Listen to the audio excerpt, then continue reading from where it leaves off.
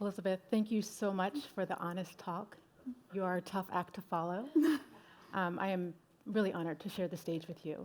I'm really happy to be with all of you today. You know, when it comes to complex social issues, the change that we seek is not going to be achieved by a single individual or a single organization or a single solution. It requires collective action. And the whole purpose of this Power Plus Summit has been to talk about what is the role of different sectors, different players, different stakeholders. And Elizabeth and I are going to have a conversation with this clock staring at us. We're going to have a conversation about the role of philanthropy in advancing progress and advancing the interest of women.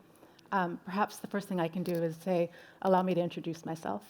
I am Nicole Bates. I am the Director of Strategic Partnerships and Initiatives at Pivotal Ventures. We are a company founded by Melinda French Gates, and we are working to accelerate social progress here in the United States by removing some of the barriers that hold people back. And under that banner of social progress, we are very committed to gender, and specifically a version of gender equality that we speak of in terms of expanding women's power and influence. And let me define that for you. When we think about women, we want women to be in a position, not just able to, not thinking about it, but be in a position to make decisions, to manage resources, and to shape policies and perspectives. And that means at home, that means in her community, and that means at work. And that comes from a fundamental belief that when women have equal power and influence, as a society, we all benefit. So, Elizabeth, with that in mind, I feel like we have at least an hour's worth of content. Again, even less time now on the big red clock. If it's okay with you, let's go ahead and jump right in. Yeah, let's do it. Okay. Good news, bad news. Which do you want first? Let's do bad news so we can end with the good news. Okay.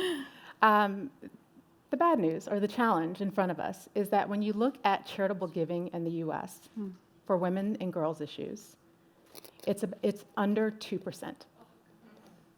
We heard 2% yesterday, so I feel like that's like a theme. So we really need to get that up. Yeah. The good news is that that percentage is going up, but incredibly slowly. My first question for you, and I'm happy to pitch in my thoughts as well. Yeah. Why? You know, when I think about that 2%, I almost hate even saying that number. I almost feel like it's almost become like a self-fulfilling prophecy. It's like, oh yeah, 2%, below 2%. The number went up just a little bit last year, and in many ways, it's a cause of great disappointment that it only went up just a little bit last year, because we all know that women are suffering. I mean, all the panels that we heard, it's been one of the most difficult moments in history for women and girls and gender-expansive people. And it went up just a tiny, tiny bit. And in fact, it was kind of driven by a few individuals, actually, to drive that. So why has it not gone up? Well, I actually want to throw out the idea that philanthropy is actually funding women a lot, all the time, whether it's climate, whether it's labor organizing. The women and women of color are the heads and leading movements and have led nearly every social movement in history. So the money is going to women. They're funding women, but they're just not letting women be able to describe or talk about their, what's going on for them as women. We are constantly having to kind of put ourselves into little categories. And so women who are leading powerful organizations are almost told to ignore the direct impact their gender has on the issue that they're leading. And it often takes someone else in the room to come in with a specific kind of sense of, I'm bringing the gender piece to the room, even if the table is full of women, to be able to talk about that issue. So on the one hand, yes, the number hasn't changed, but I actually want philanthropy to think about how many ways and how much of their portfolio is actually driven by the work of women. And if they thought about it in a slightly different way and were intentional about allowing those women to bring that gender perspective into the work that they're doing, then we could really raise that number. That number could look a whole lot different if it was an intentional kind of understanding of how women work. Yeah. I couldn't agree with you more. part of it goes back to that definition that I shared with you all, which is, are women actually in a position to make decisions and to manage these resources? So that's part of the solution. It then drives me very quickly to another statistic that, good news, bad news. If you think about one private funding dollar for gender or for women's issues, when you think about that $1, more than $5 by comparison are committed to the arts. More than $9 are committed to higher education. And within that $1, 90 cents on that dollar goes to reproductive health. So when you start to kind of break it down and slice it and dice it, you see kind of what we're dealing with in terms of needing to really boost that number philanthropically. And I believe, I'm curious what you think, but I think in the arts, I think in higher education, people very much believe we're working for women. Women are going to benefit, and maybe even disproportionately so. But we know that when you don't program specifically with women in mind, when you don't center them in the design and center them in the funding, It doesn't happen. it doesn't work, right? So that's one of the things that I think we do as philanthropy need to work on. And as you say, the numbers are going up. So, and there's a data lag. So let's remain hopeful, but 2%, that's not enough. That is not going to even put a scratch in the surface of what we need to accomplish and achieve. I'm curious about the priorities of members in the Women's Funding Network. I know that there are over 120 organizations, but are there issues that are rising to the top, common themes that you're seeing among your membership as it relates to women? Yes, absolutely. I mean, I think economy is the top one, the economy. And this is in every country in the world. It is absolutely been a she session here in the U.S., but I think how that she session has impacted, even just looking from the U.S. frame, has impacted the rest of the world as well. And what's happening in reproductive health as well is obviously something that's deeply impacting the United States women. But it's also, again, we know that these are blueprints that conservative forces are using all over the world in terms of restricting women's health and rights. So the thing that I love about women's funds and feminist funds is I think they really are, as much as I poke fun about the whole idea jerk thing, is that they really are innovators. They really are working with the local organizations on the ground. Many of them are nascent. They're just starting, and they're starting out of a need because no one else is doing it. No one else is taking a look at these things, so they are starting up from the ground up. So I think when we look at what are the trends or what are the things that are important for women's funds, I think definitely it's the economy, but when you look at there's not necessarily, again, a sweeping idea of what they're trying. They're trying everything. They're trying everything. They're putting the dollars where their talk is at. They're letting organizations who are saying, hey, this is the idea that I have. This is where I think might work. They're trusting them to go ahead and try it. Because we're at that point, y'all. We're at that point where we have to really be putting money into places where, is this going to work? I don't know, but try it. And I think that trust is really what's driving that. But definitely at the end of the day, it's to help women be able to not only just feel secure, but to also be mobile. We were starting to make progress on women's economic mobility before the pandemic. We've just lost 30 years of progress. And that also it's also a cautionary tale to philanthropy, that when you fund at that level, that progress is so tenuous. You're not funding, you're almost actually funding just enough so that we can lose, right? Because you're doing this work that's just working, but not working so well that it's really transforming society. It's working just well enough for the other side to get a playbook of what they need to do, right? And then fund it at the level to win and crushing us. So what does it look like? I think, again, there's a lot of innovation happening. There's a lot of ideas that are being tested. I think what the cautionary tale for philanthropy is to fund in a way so that you're not setting us up to lose. You use the word tenuous. I've used the word fragile. If it were 2.5, 3 years ago, the narrative was looking a little bit different. It was slightly more positive, right? We're starting to see this perfect storm brewing, changes in our culture, changes in politics. We're seeing more women in public office. and again, how quickly that progress can go away, which means we have to stay the course. And even when we're, working on things now, like the big leave on having paid leave for families, that is built off of, decades of work, right? And whether we get the federal policy or not, which let's hope that we do, this work is setting us up for the future, right? So we are always paying it forward in our work. I want to talk a little bit about philanthropy as a sector. Yeah. You shined a light on some of the areas where philanthropy is falling short, or traditional philanthropy. Top-down approaches, what you described as the wheel. I have a version of that, which I call the Columbus effect. When you think you discovered something, but it was always there.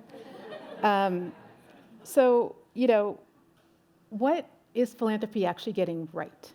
What innovations are you seeing? What's promising? What makes you hopeful about the way that philanthropy is approaching women's issues? Yeah. Well, I think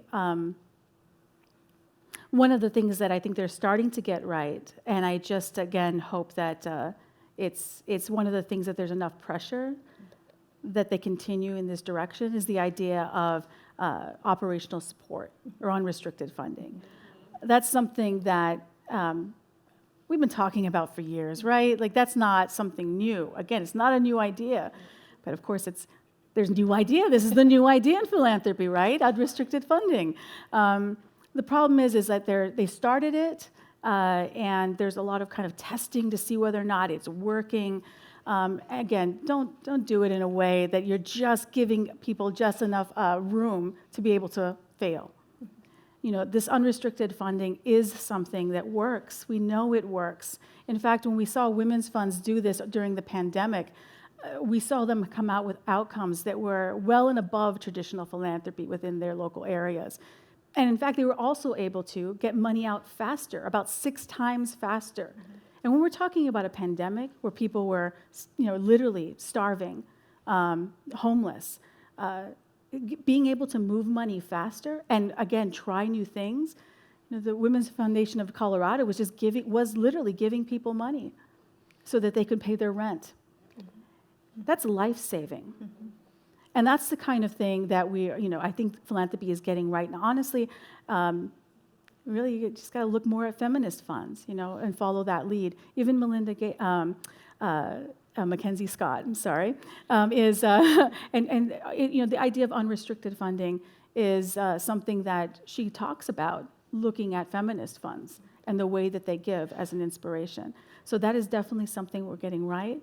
I love having a lot of women in leadership in philanthropy. I think that's also something that we're getting right.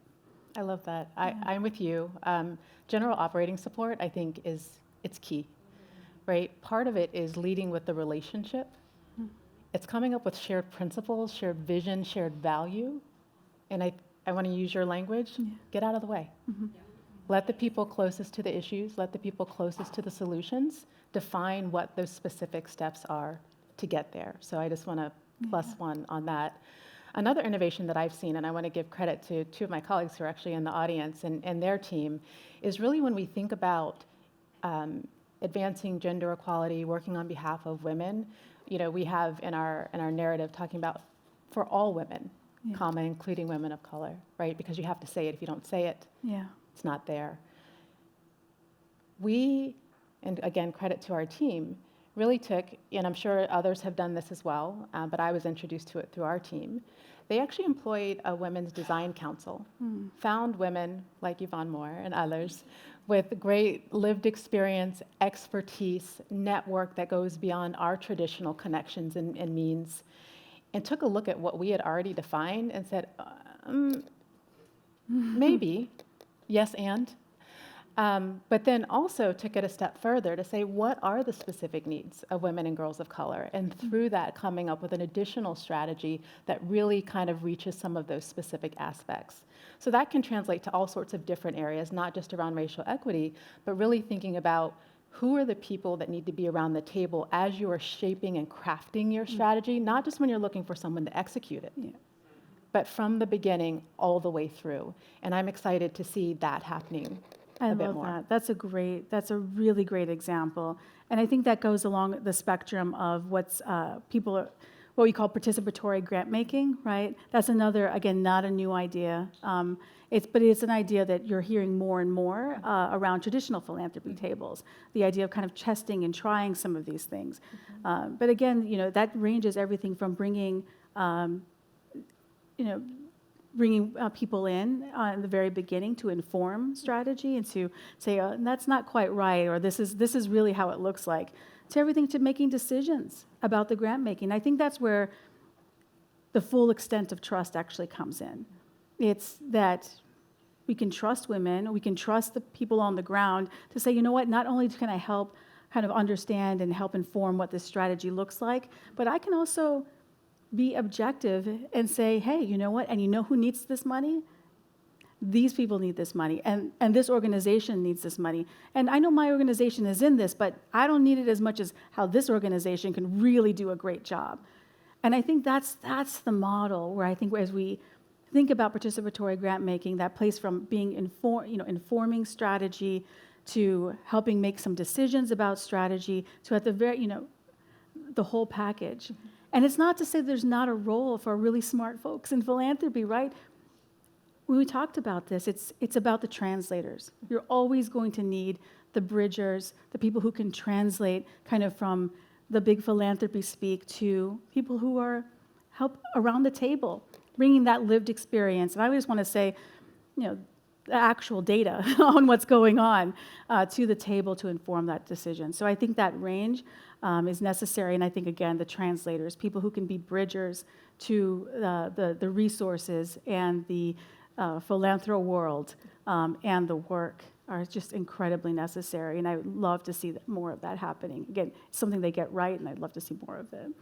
So I'm going to give you guys a view from up here. Like Elizabeth's looking at the clock, I'm looking at Elizabeth, and I'm looking at the clock. We're getting nervous. We have so much more. We have so much more that we want to cover with you. So, as we think about philanthropy, we think about high impact investments, right? For us, whether we want to seed in innovation or advance the field where we found barriers that need to be removed for progress, there are other tools in that philanthropic toolbox, right? Whether it's advocacy, whether it's collaboration, dancer's choice to you. But do you want to speak on either the role of advocacy or the importance of collaboration when we're trying to drive some of these issues forward? Yeah, absolutely. Well, I know that philanthropy likes to ask grantees to collaborate. I think that's one of the things that you hear a lot of. And the reality is we always collaborate. And grantees are always collaborating.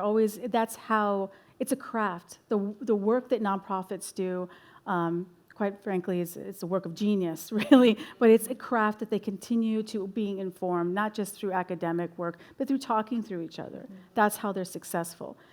But I think the question around the role of collaboration in philanthropy, I think the mirror has to come back full circle and say, this kind of letting go of this idea of ownership of something and say, well, this is my strategy or this is my organization's strategy, and saying we can collaborate.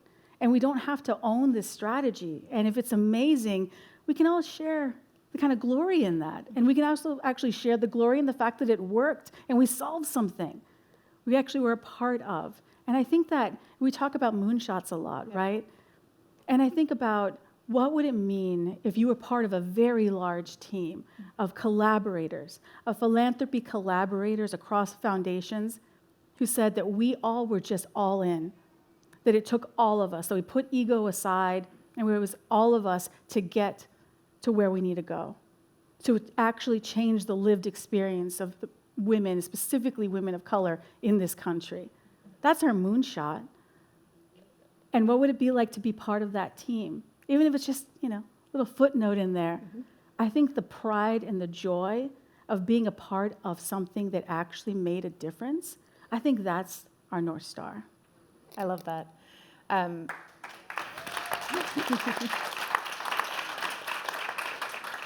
You said that data is your love language. Yeah. So I'm going to swap you my love language, which is collaboration. It's partnerships. It's networks.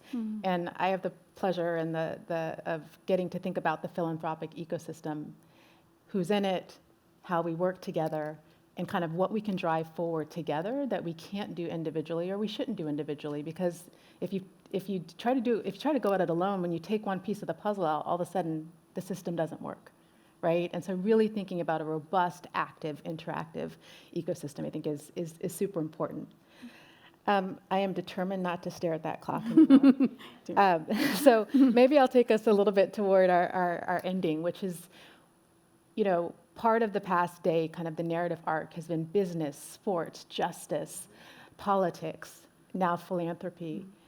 What do you think other sectors can learn from philanthropy? What can philanthropy contribute as a wisdom, best practice to other sectors?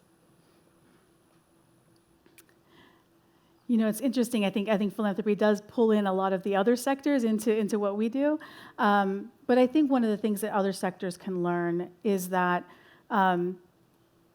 it really is the relationships, right? I think philanthropy done well is that translation. It's the bridging. It's the relationships. And I think that other sectors talk about expertise as if it's, again, a very narrow vertical. That if you're in that sector, if you're on Wall Street, let's say, you're in that vertical, you have that expertise, and you're either in or you're out. And I think one of the things that philanthropy does well sometimes is understand that what they need to know a little bit about a lot of it, right? You need to kind of be a little bit of an expert in all of it, and the way you do that is by relationships. Right? You're not going to go become a PhD in biology, but you go and you talk to the climate justice expert who tells you, picks up some sample and tells you this is how it's changed. And you have a visceral understanding that you can then translate and move back into, again, the ivory tower and say, this is what I've seen and this is what I know. I think philanthropy likes to say, this is what I know. And how do they know that? It's because of the relationships. So I think that that's what, if business, if sports, if all of that, we're thinking a little bit more about, again, not just their vertical, not just their expertise, but the relationships that help them actually be a lot smarter in what they do. I think that's something they can take away. And I think that philanthropy can really contribute as a convener. Yeah. Right? The place where people come around the table for that shared agenda and for that shared definition. Philanthropy can catalyze, it can fill gaps, but who are we handing this off to when it's time to scale? Who is it? Who's coming in to take the head of the table when it's time to make it sustainable over time? Who's going to take it to the next generation, tailor it to a local community? So really thinking about that in advance. It's a great question. Exactly. And that's when you do need that collaboration across sectors, right? It's not, all the philanthropy in the world is not going to solve, even if we all did collaborate and all kind of came together, it's not going to solve the problem. You need the educators, you do need business, you need government. And it's that cross-sector collaboration that does create the legacy and the kind of forward agenda of progress. Okay, so in our last couple of minutes, I'm going to ask on behalf of the room some advice. So, there are a lot of people, there are a lot of organizations, a lot of communities that want to give, that want to advocate, that want to get involved. But there could be some intimidation of not knowing where to start. Or thinking, wait, I don't have a machine behind me to do this, it's just me, right? So what would your advice be to someone sitting in this room, a young person, a local person, a person without an institution backing them, or a team or a staff to research and make investments? What is your advice on how they can get involved philanthropically to advance the interest of women today? Yeah, absolutely, thank you. Well, I think that's part of the kind of beginnings of women's funds, right? It's the idea that philanthropy needs to be democratized. That it's not kind of, you need a whole team behind you to be super expert at how to give. That it's actually within each and every one of us to be able to give and to be able to have, be philanthropic. And in fact, it's also, some of that narrative is a little bit, also takes away some of the ancestral and his kind of activities that our communities of color have always done. We've always been philanthropic, whether it's opening up our doors to have people, stay in our homes, whether it's sharing food or literally tithing at church. I mean, these are all philanthropic things. And how did you decide to do that? What made you open your doors to a stranger to share your home? What made you decide to make a lasagna for someone next door who had lost a loved one? What made you do that? It's love, right? It's love, and that's what philanthropy is. being able to look across the way and say, I love these people around me. I love my community. I love the women around me and the power that they have and what the ability to be able to do so much more. Channel that love. Let it take you where it's going to take you, and you can trust it. In the same way we're saying you can trust organizations to do that work, you can trust yourself as well. You don't need a big machine behind you. We all can be philanthropists in that way. So we are at time, and I don't want to add anything more than that, because where you've landed us, Elizabeth, is around the humanity of it all. Mm-hmm. We talk about money, philanthropy, big dollars, big checks, commas. It's love. It's feeling connected. It's humanity. Mm-hmm. Thank you for what you do. Thank you.